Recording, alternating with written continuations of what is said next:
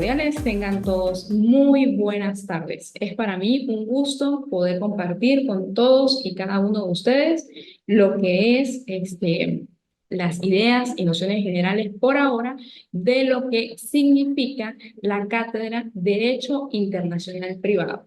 El derecho internacional privado tiene unas particularidades específicas sumamente importantes que nos interesan a todos y cada uno porque, como ustedes podrán entender y conocer de conformidad con lo que es la globalización, eh, pues se dan una serie de circunstancias o situaciones que ameritan que tengamos que elegir entre diversas legislaciones de distintos países.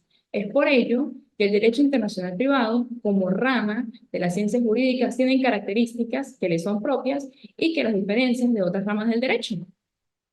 En este punto, entendemos que, por supuesto, esto da lugar a temas o problemáticas de la vida diaria. Las necesidades de la vida y las tendencias naturales del hombre a establecer relaciones con sus semejantes es lo que hace que se constituya una de las causas que dan origen a los problemas del derecho internacional privado. El factor que ha ido llamado, o como lo estoy comentando, la parte personal o sociológica, a medida que el comercio mundial se va desarrollando y se desarrollan también las tecnologías, existe esta necesidad en aumento de una regulación de este tipo de relaciones que tienen que ver con el ámbito personal, con el ámbito de intercambio de los bienes y servicios y efectivamente y definitivamente con la tecnología. La vida jurídica del hombre ha ido transcurriendo, pasando las fronteras de diversos países, y eso ha puesto en contacto diversas legislaciones. En virtud de esta soberanía y de carácter de los pueblos, es que se dan legislaciones particulares y como consecuencia de ello surge esa diversidad legislativa o un sinnúmero de leyes. Es precisamente el cosmopolitismo del hombre y la diversidad legislativa el factor jurídico que da lugar a la existencia de problemas cuyo estudio y resolución corresponden al derecho internacional privado. Al existir esta relación jurídica que toca la esfera legislativa, siquiera de los estados, tenemos presente un problema de derecho que se ha de aplicar a esa relación. Algunos ejemplos se dan con una idea más clara de esta realidad. Por ejemplo, un extranjero que sea italiano viene a nuestro país y desea casarse. ¿Podrá ese extranjero casarse entre nosotros? ¿Cuál ley podría llegar a regular ese matrimonio y esa capacidad para contraer ese vínculo en caso de que le fuere prometido o permitido contraerlo? ¿Cuál ha de ser la ley que regule la forma del matrimonio? ¿Y qué ley habrá de regular el fondo de esa unión matrimonial? Un extranjero nacional de un estado donde no existe el divorcio, pongamos por un caso español, eh, podrá divorciarse entre nosotros. ¿Se aplicará en este caso la legislación venezolana o la legislación de esa persona extranjera? ¿Podrá un matrimonio venezolano obtener la disolución del vínculo matrimonial? Esas son una de las cuestiones o de las interrogantes que nos podemos llegar a plantear tomando en consideración otras que efectivamente se generan en la vida diaria. En fin, los ejemplos son muchos. Las asociaciones presentan también aspectos importantes en el ámbito internacional y podríamos colocarlo con que fallece un extranjero en Venezuela dejando bienes en otros países. ¿Se aplica la legislación venezolana? ¿Se aplicará la legislación de cada uno de los países donde están situados los bienes? ¿Habrá de aplicarse la legislación nacional del difunto? En el caso de la quiebra, pues también es una institución que da lugar a problemas que se deben resolver en lo que compete o en lo que amerita al derecho internacional privado. Un comerciante que se haya establecido, que resida en Venezuela, que fuera declarado en quiebra y tuviera bienes y acreedores en distintos países, nos dará un claro ejemplo de estos problemas. Se formará una masa común con los bienes del fallido y se abre la quiebra en un solo país. Habrán de intentarse tanto juicios de quiebra como países donde tiene bienes la persona que ha quebrado. Igualmente, podríamos citar problemas a que dé lugar lo que es la letra de cambio en el ámbito internacional. Siempre, pues, que una relación jurídica se extraterritorialice, es decir, que algunos de sus elementos, bien sean las personas, los bienes o el acto, que toquen la esfera legislativa de otro Estado, tendremos un conflicto de leyes. Y por tanto, es que se da la necesidad de que se determine cuál es la ley que debe aplicarse a esa relación. En consecuencia, un problema de derecho internacional privado. Los problemas se dan o se generan entonces en conflictos de leyes. Son los más importantes en el estudio de nuestra materia, pero no son los únicos. Cuando estudiamos objeto, vamos a observar o vamos a tratar de analizar que su ámbito es muchísimo más amplio. Y aquí es muy oportuno también mencionarles, ya que estamos haciendo como una introducción o las nociones generales de lo que es el derecho internacional privado, que existe lo que es la Ley de Derecho Internacional Privado aquí en Venezuela, de fecha 6 de agosto de 1998, y además de ello, existe lo que es el Código Bustamante. El Código Bustamante es la Convención sobre el Derecho Internacional Privado, celebrada en La Habana el 20 de febrero de 1928. Estos son pilares fundamentales para lo que es el análisis, lectura y estudio de la cátedra. Ahora bien, tomando en cuenta lo que son las reglas del derecho internacional privado, estas reglas no resuelven directamente los problemas que caen bajo su órbita. Se limitan a indicar cuál es la legislación que debe aplicarse de aquellas que se encuentran en conflicto. Así, una regla de derecho internacional privado nos dirá que los bienes se regulan por la ley del lugar de la situación. Esto quiere decir, en latín, lex rei citae, o sea, la ley del lugar en donde se encuentra el bien. Que el Estado y la capacidad de las personas se rigen por su propia ley nacional o por la del domicilio, que forma la de los actos, en la cual está sometida a la ley del lugar en donde se celebran. Entonces, en latín, para que ustedes entiendan un poquito más lo que es este significado, es locus regit actum. El lugar rige ese acto. Son pues reglas formales que limitan su acción e indican cuál es la ley sustantiva o material aplicable a esa relación jurídica. Estas normas pueden llegar a ser completas o pueden llegar a ser incompletas. Hay normas completas o perfectas que son las que resuelven claramente el problema de derecho internacional privado, determinando la ley competente para regular una relación jurídica, indicando los casos en que el juez nacional debe hacer aplicación del derecho extranjero.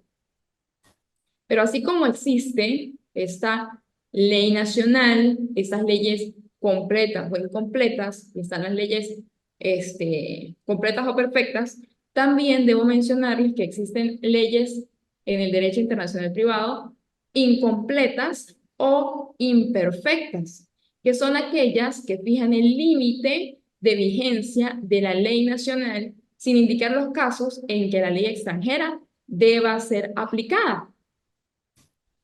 El nacimiento de estas reglas se puede deber a la acción legislativa de cada estado, o sea, depende de lo que es el ámbito legislativo de aquel país, que al dictar esas leyes, por el proceso de formación de las leyes, tomando en cuenta en este caso lo que es la Constitución de la República Bolivariana de Venezuela, desde el artículo 204 de la Constitución, allí incluyen en ellas, y es el método llamado por algunos autores individual. También nacen por la acción de los congresos y convenciones internacionales, y este es el método llamado método colectivo. Las reglas de derecho internacional privado reciben diversos nombres en distintos países. Están las angloamericanas, las de Inglaterra y Estados Unidos, las llaman Rules of Conflicts, que son reglas de conflicto. Los alemanes las denominan normas de colisión. No lo pronuncio porque realmente es algo difícil. En Francia se denominan reglas de retachment. Entre nosotros, el doctor Lorenzo Herrera Mendoza usa la expresión norma de conexión y es la denominación que hemos de adoptar. Entonces, ¿cuáles serían, tomando en cuenta lo que es la noción, si estamos conversando que el derecho internacional privado se deriva de conflictos o situaciones que rigen el estado y capacidad de las personas, que rigen el orden público, sobre todo cuando confluyen distintas legislaciones, pero no solo nos podemos quedar allí? Ya hablamos un poco de lo que son esas reglas de derecho internacional privado. Entonces ahorita es menester o es muy necesario hablar de lo que son los factores de conexión. La determinación de la ley aplicable, ¿cómo se haría? Pues esto se hace tomando en cuenta determinadas circunstancias que se establecen en una relación entre las personas, las cosas, los actos y un territorio dado. Entonces, personas, cosas, actos y un territorio dado. Serían 4 elementos. Dadas estas circunstancias, es que ellos, 4, se denominan los factores de conexión. Así, cuando se dice que la ley nacional rige el estado y capacidad de las personas, se está tomando la nacionalidad como factor de conexión. No sé si puedo llegar a recopilar. Cuando hablamos de estado y capacidad de las personas, debemos tomar en cuenta lo que es la nacionalidad de esas personas. Cuando un principio de derecho internacional privado establece que la sucesión se regula por la ley del último domicilio del de cuyos, el factor de conexión es el domicilio. Pero en materia de contratos, se considera en principio que deben estar regidos por la ley que las partes hayan elegido.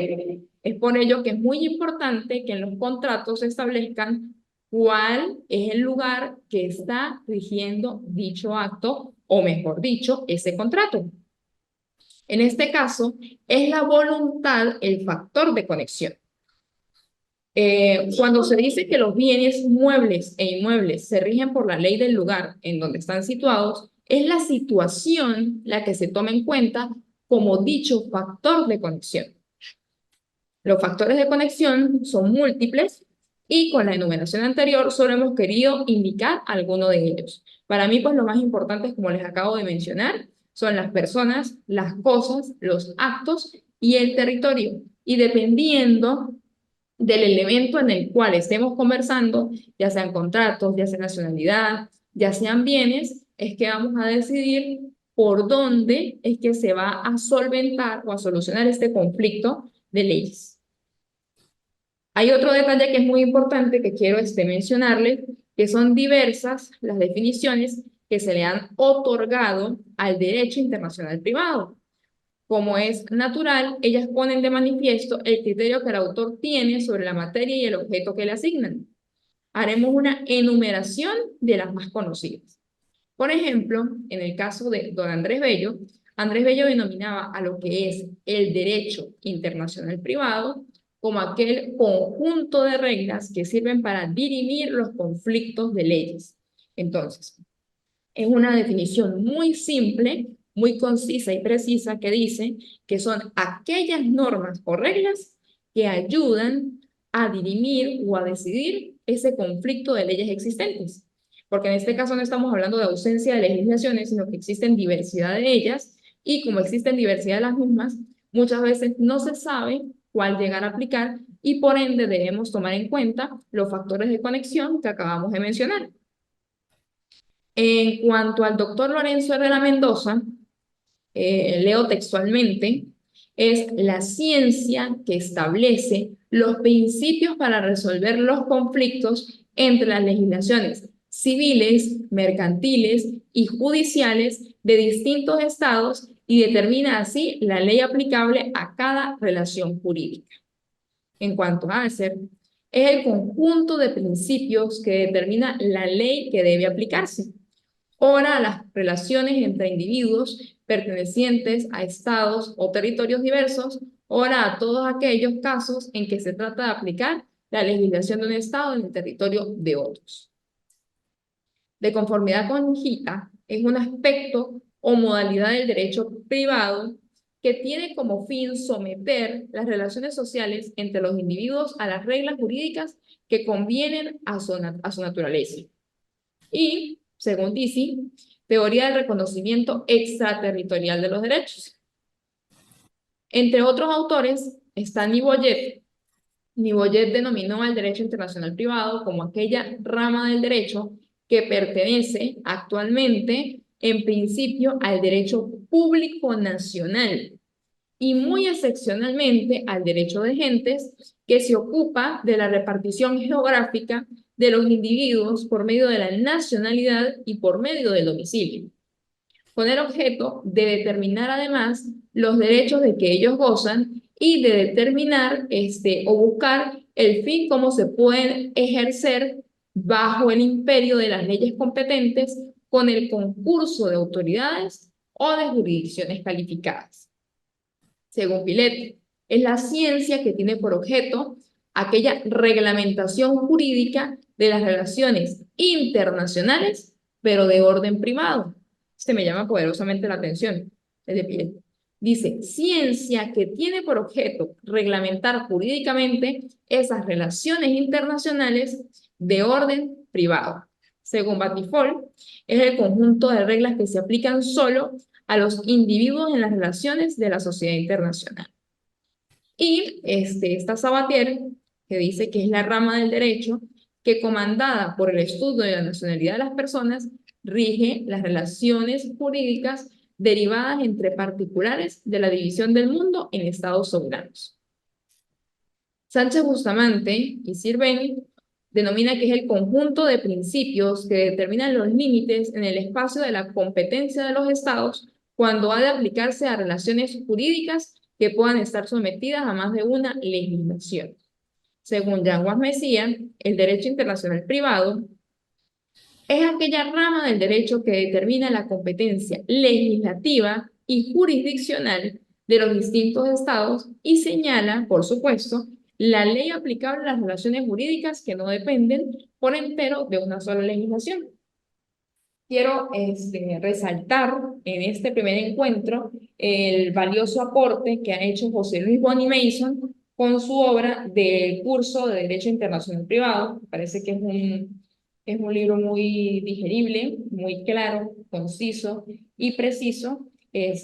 Si es para ustedes cómodo o accesible llegar a tener o contar con este curso de Derecho Internacional Privado, pues lo recomiendo. Es una manera muy digerible de entender lo que es esta cátedra tan interesante, porque como se acaba de mencionar, es la que regula aquellas situaciones o aquellos conflictos, sobre todo de legislación, que tienen que ver con el estado de capacidad de las personas, el orden público, los bienes, actos y estas situaciones tecnológicas que se han generado sobre todo por la globalización y porque necesariamente las personas se trasladan de un país a otro.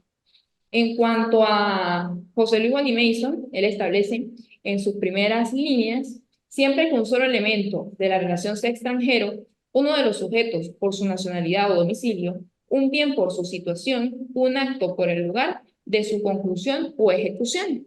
Él establece que todo hecho, acto o negocio susceptible de regulación jurídica puede dar un problema de derecho internacional privado. Y esta problemática se genera por esas relaciones que se observan en los distintos elementos que hay. En cuanto a lo que son las causas productoras, se proyecta una dimensión jurídica potenciada por esa vida privada internacional, relaciones que se derivan de esa diversidad legislativa y corresponde a conjunción de factores fundamentales. El de carácter sociológico, como lo acabo de mencionar, por el cosmopolitismo humano, y el otro tema o el otro elemento fundamental es el ámbito jurídico, por esa variedad de leyes que existen entre los estados que conforman esa comunidad internacional. Hay un hecho que es importante, que es el comercio, como les dije, tomando esta expresión en el sentido de relaciones jurídicas de personas pertenecientes a estados y territorios diversos. Por otra parte, dentro de lo que son estas causas productoras, recordemos lo que es el tráfico jurídico internacional y la diversidad legislativa, como lo mencioné hace unos instantes. Ya teniendo claro lo que es la introducción, viendo estos factores de conexión, que como les dije no son restrictivos ni limitativos, sino que hay una diversidad de ellos, solamente que puedo resaltar pues, los más importantes o los más comunes. Ya hemos escuchado algunas definiciones según diversos autores. Acabo de mencionarles los elementos o esa definición que aporta José Luis Ony Mason en el curso de Derecho Internacional Privado. Podemos observar que es que le han dado o han denominado este derecho internacional privado, que siempre se vincula al concepto y objeto de esta rama del derecho. En cuanto a las denominaciones, pues en el derecho romano se han dado distintas denominaciones. Está como el jus gentium, está el jus gentium privatum y está el jus inter gentium de leyes. Lo que pasa es que aquí, de conformidad con la denominación que le ha dado o que le otorgó el derecho romano, existen unas críticas porque ahí no es posible llegar a admitir anteriores denominaciones, pues estas parten de una base errada. El jus gentium entre los romanos no tenía por misión resolver estos conflictos de leyes. El jus gentium era un derecho nacional que era creado por el pretor para aplicarlo a una relación jurídica trabada entre peregrinos o entre un peregrino y un ciudadano romano, y se aplicaba como derecho territorial. Pero también está lo que es la tradición estatutaria. Y en el periodo estatutario se le denomina de la colisión de las leyes, expresión que fue empleada por el Ercius Burgundus, lo llama conflicto de leyes, Pablo Boet lo denomina de los estatutos y su concurso, algunos otros lo llaman derecho intermunicipal, y se basan en el hecho de que los conflictos surgían entre las distintas ordenanzas municipales y ha sido denominado por Uber. En cuanto a las observaciones respecto a estas denominaciones, el profesor Vico observa que hasta el siglo XIX no aparece el vocablo internacional en la denominación de esa ciencia. Se explica esto según el distinguido maestro argentino, porque antes del siglo XIX no existía el concepto de ley nacional para regir lo que era el estado de la capacidad. Las leyes personales para los estatutarios eran las del domicilio, y el concepto de ley nacional es un producto de la Revolución Francesa. Hay unas denominaciones posteriores al siglo XIX, en donde los juristas angloamericanos los denominan conflictos de leyes, siguiendo esta tradición estatutaria.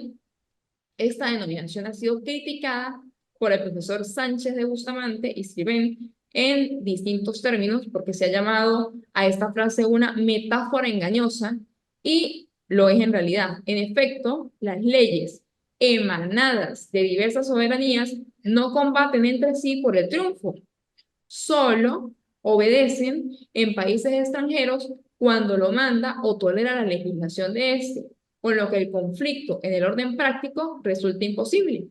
Y en el orden científico sucede otro tanto porque cada sistema procura la aplicación armónica de las distintas leyes nacionales. Evidentemente, lo primordial, lo más importante y lo que siempre vamos a verificar es si se puede llegar a aplicar la ley nacional. Pero si existen bienes en otro territorio extranjero, si dentro de la relación existen ciudadanos o personas extranjeras, si hay un acto que se ha celebrado en otro lugar, definitivamente existe un conflicto de leyes, y ante ese conflicto de leyes acudimos a el uso del derecho internacional privado. De lo que es el derecho privado de los extranjeros, el jurista italiano Sivalli lo denominó derecho privado y penal de los extranjeros. En este caso no es posible llamar de esta manera al derecho internacional privado. Los estados no dictan leyes diferentes para los nacionales y extranjeros, como bien se observa en el doctor Sánchez Bustamante y Sirven. El Estado, en el ejercicio y defensa de su soberanía, dicta leyes que en algunos casos se aplicarán a todas las personas sin tomar en cuenta lo que es la nacionalidad o soberanía. Lo mismo ocurre con los bienes, y hay ocasiones en que las disposiciones legales alcanzan solo a los nacionales o domiciliados y sus actos a los bienes comprendidos en su territorio. Esta rama de los estudios jurídicos no es un derecho de las personas y mucho menos aún determinadas por personas en razón de su nacionalidad, sino un derecho de toda clase de relaciones jurídicas, como lo he dicho desde el comienzo de la clase, que pueden estar sometidas a más de una legislación. A este derecho internacional privado, esta gran cátedra, también ha llegado a denominarse derecho europeo de los extranjeros.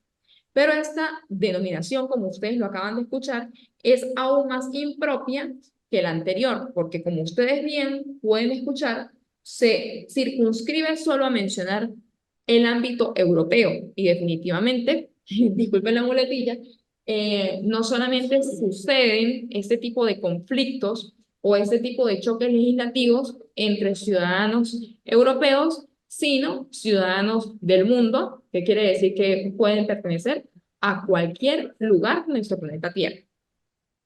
En cuanto a la autoridad de las leyes, Savigny lo ha llamado la teoría de los límites locales de las reglas del derecho.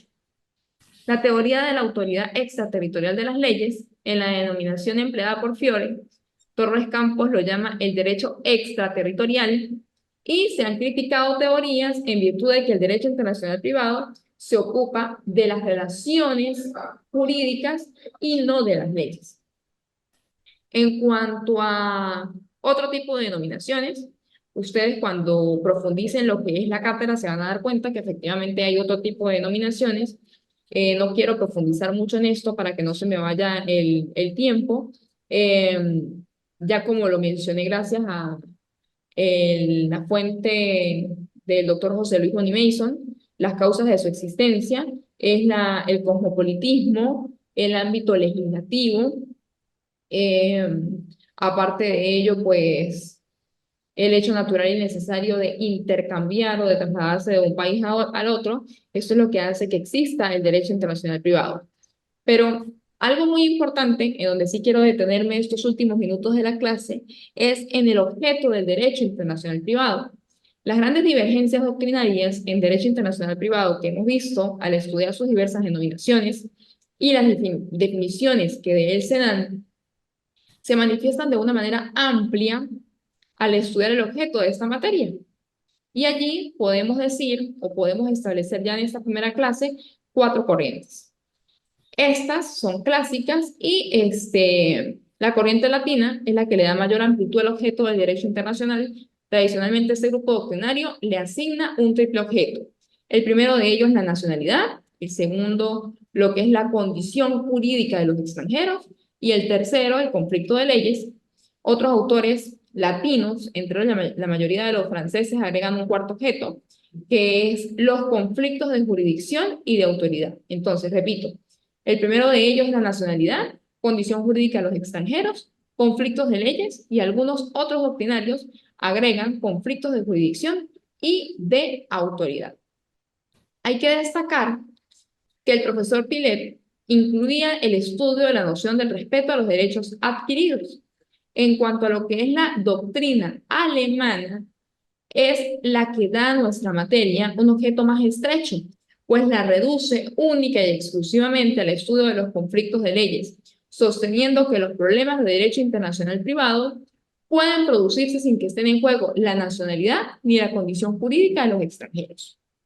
En el caso de los anglosajones, por el contrario, consideran que debe estudiar los conflictos de leyes y de jurisdicción. Para ellos, no es posible estudiar los conflictos de leyes sin examinar los conflictos de jurisdicción, dado quizás la mayor importancia a los últimos, porque la determinación de la competencia del tribunal es previa para todos estos autores. Entonces, siguiendo con el tema o con el ámbito de lo que es el objeto del estudio del derecho internacional privado, si nos vamos a lo que es la nacionalidad, el hecho de que el mundo se encuentre dividido en estados soberanos hace necesario que cada uno de ellos defina quiénes son sus nacionales y determine los derechos que gozan, siempre más amplios que los concedidos a los extranjeros. Definitivamente, si una persona posee la nacionalidad de ese lugar, va a poder gozar, según las leyes, el ordenamiento jurídico, de todos los derechos habidos y por haber. Siempre va a estar y dejar por sentado, aun y cuando suceden muchas situaciones imprevistas en la vida cotidiana, va a tener esa protección. Pero si una persona extranjera llega a nuestro territorio, tendríamos que verificar si esa persona llega de manera indocumentada o cumpliendo toda la documentación en regla. Y en el caso de nosotros, los venezolanos, en donde se ha determinado la afluencia o el movimiento de ciudadanos fuera del país, pues para nosotros es muy normal darnos cuenta que hay personas que se van de manera indocumentada, sin ningún cumplimiento de su identificación, como hay otras que se llevan sus papeles o sus documentos en regla, pasaportes, documentos legalizados, debidamente apostillados. Entonces eso suma una pequeña, gran diferencia y podría facilitar la permanencia y estadía de esa persona en otro país. Aunque, ojo, esto no quiere decir que sea fácil llegar a vivir en otro país cumpliendo con las leyes, pero sí tiene un gran camino recorrido y tiene una determinada tranquilidad que le garantiza que esa persona pues no la van a deportar. Existen otro tipo de situaciones jurídicas que se pueden llegar a aplicar, pero ya eso es materia o ya le corresponde a otras cátedras del derecho. Entonces, tomando en cuenta, la nacionalidad es un vínculo jurídico y político que une a un individuo a un Estado. Y esto, como lo dije, le confiere ciertos derechos que están vedados a los extranjeros, tales como el de participación en las funciones públicas, el derecho al voto, entre otros. Al mismo tiempo exige que los nacionales el cumplimiento de ciertas obligaciones, tales como el servicio militar. Hay países en donde el servicio militar es obligatorio y pues no puede relajarse. Y hay otros países en donde simplemente pues no es obligatorio esto, pero sí, por ejemplo, puede llegar a ser obligatorio el voto. Entonces todo depende del ordenamiento jurídico al cual estemos analizando. En cuanto a la condición jurídica de los extranjeros, se ha sostenido que esta noción no debe estudiarse en el derecho internacional por pertenecer exclusivamente a la esfera del derecho público. Es verdad que en principio la división de nacionales y extranjeros corresponde al campo del derecho público, pero es también cierto que en muchos países el extranjero no es admitido al goce de los derechos privados en las mismas condiciones que los nacionales, como yo lo acabo de decir. Y como antes se dijo, hasta en países donde sigue el sistema de la igualdad jurídica, siempre se establecen limitaciones. En muchos países será preciso investigar si un extranjero goza de un determinado derecho antes de estudiar el conflicto de leyes. Entra pues en juego en este caso el problema de la condición jurídica de los extranjeros. Esto se puede aplicar en muchas situaciones o en muchos casos de la vida real, pero pues esto lo estamos viendo de una manera muy superficial. En cuanto a lo que es el conflicto de leyes, y voy a posiblemente cerrar con lo que es el conflicto de leyes y conflictos de jurisdicción, el conflicto de leyes constituye la parte más extensa de lo que es esta cátedra de Derecho Internacional Privado y también la más complicada. Su nacimiento se debe a esa diversidad legislativa que les mencionaba hace un momento, y para que estos conflictos lleguen en realidad a plantearse, es preciso o es propio aceptar la aplicación del derecho extranjero a ciertas relaciones jurídicas. De lo contrario, no existiría ningún tipo de conflicto, pues cada Estado aplicaría siempre su propio derecho. Los ejemplos citados al comienzo de esta lección nos dan una idea de lo complicado de estos problemas. Advierte el profesor Niboyet que no debe confundirse el problema de los conflictos de leyes con el de la condición jurídica de los extranjeros. Estas son situaciones completamente distintas. Primero, en cuanto al orden en que se plantean, y segundo, en cuanto a la ley aplicable a su solución. El problema de la condición jurídica de los extranjeros se plantea con anterioridad al conflicto de leyes. Una persona que desee contraer matrimonio en un país donde es extranjero, primero tiene que averiguar si goza el derecho de contraer ese matrimonio, de poder celebrar nupcias. Y tiene que, además de ello, resolver el conflicto de leyes propiamente dicho, o sea, cuál es la ley que debe regular el fondo, la forma y los efectos del matrimonio. El problema de la condición jurídica de los extranjeros se aplicará siempre la ley del lugar donde quiere ejercerse el derecho, pues cada Estado acuerda libremente los derechos de que gozan los extranjeros. Por el contrario, la ley aplicable al conflicto de leyes se regirá por las reglas de conflicto, aplicándose siempre la ley que esas reglas identifiquen como competente. Llegar a confundir este problema trae como consecuencia o como efecto que se aplique a uno la solución que se le debe dar al otro, lo cual traería consecuencias mucho más graves.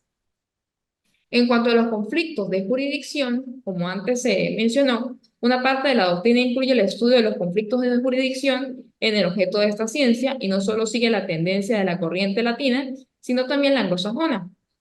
Consideran estos autores que no es posible realizar un análisis perfecto de los conflictos de leyes sin estudiar lo que es la competencia internacional del tribunal que ha de conocer el conflicto.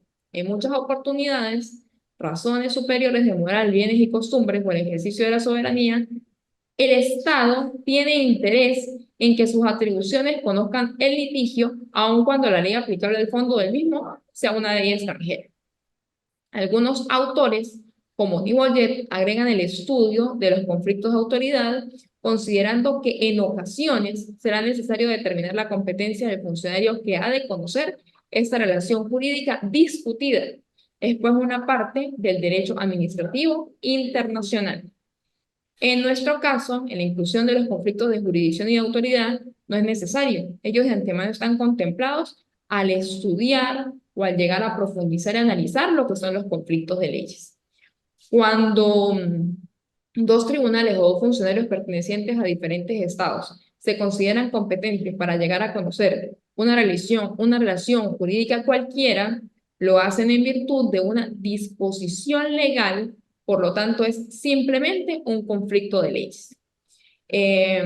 Para finalizar, para la próxima clase quiero que analicemos lo que son los caracteres del derecho internacional privado, la naturaleza del mismo, y con eso cerraríamos ya lo que es las nociones generales del derecho internacional privado. Podremos tocar un poco de lo que es las diferencias entre el derecho internacional público y el derecho internacional privado. Quería mencionarles también un detalle importante con respecto a lo que es el plan de evaluación. Muy rápidamente, la primera evaluación sería un mapa mental de las nociones generales del derecho internacional privado. Yo voy a especificarlo en cada una de las actividades en plataforma. Como segunda actividad sería un ensayo sobre los principios generales del derecho internacional privado. La tercera actividad sería un análisis respecto a lo que es el derecho civil y mercantil internacional. Y por cuarto, está una infografía con respecto a lo que es el derecho procesal internacional. Para mí ha sido todo un gusto poder haber compartido con ustedes durante estos minutos. Mi nombre es Denise Trejo y estoy a su orden por la plataforma. Que tengan un excelente día. Hasta luego.